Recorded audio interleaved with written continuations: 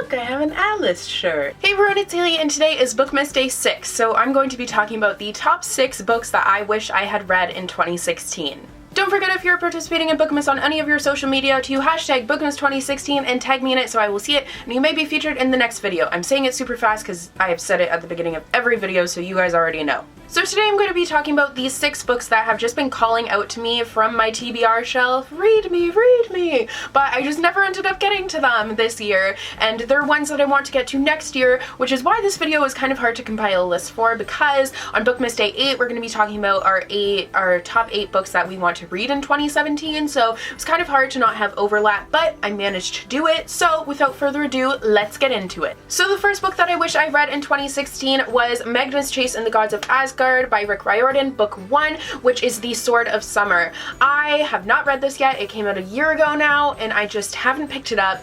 I read his other recent one, which is the first book of the Trials of Apollo, The Hidden Oracle, but I haven't read this one yet, and I really want to because the sequel is out now, and I own the sequel, so I just really need to get to this so I can continue with the series and actually start it first and then continue with it, because Rick Riordan is the best, and I'm very interested to see his take on Norse mythology and to learn more about Norse mythology, so I need to pick this up. Next up is 1,000 Nights by E.K. Johnston. This one is a retelling of the Arabian Nights story, and I have meant to pick it up for a really long time now, and I just haven't yet. I did start reading it, but I was getting confused because it's very different. The writing style is very unique because there's not, like, you're not really given names for any of the characters, which really threw me off, so I think I just need to go into this again with an open mind, because now she has Spindle out, which is I think it's a Sleeping Beauty retelling, and it's a companion to this one, so I really want to read that one, so I need to jump into this one first and just do it.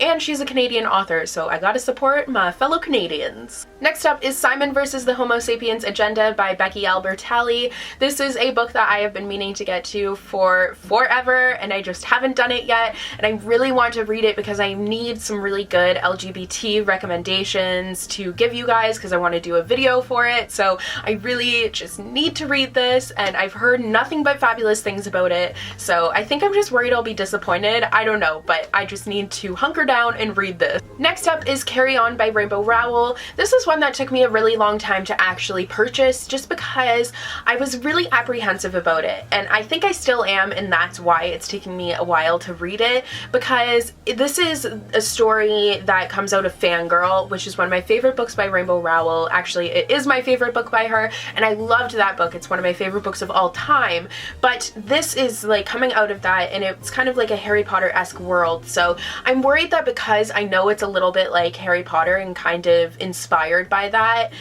it's going to bug me the whole time and I'm going to be making comparisons.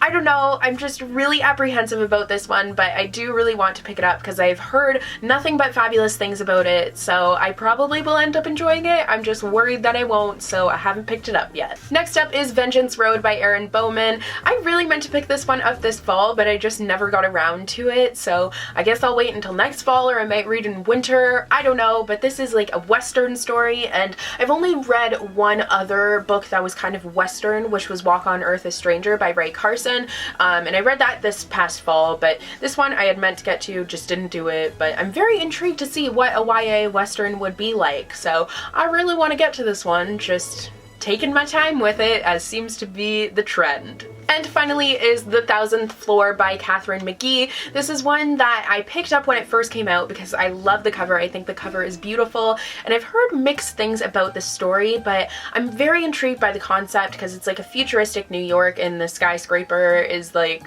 thousands, I think, or hundreds of stories tall. I feel like it's thousands. Oh my god, it's the 1,000th floor. It is obviously 1,000. Oh my god. Okay, well, that was a blonde moment, but anyways, it's a 1,000-story skyscraper, and like the concept of it is that there's a bunch of characters, and on every floor, like, they're very different, and they kind of end up getting their paths intertwined. I just think the whole thing sounds really cool, so I really do want to pick this up very soon. So those were all 6 of the books that I wish that I had read in 2016. I was just putting off books this year for some reason, because I could have done like way more than this, but I don't know what was up. I was just being very weird. The sun is going behind a cloud, so the lighting just changed drastically.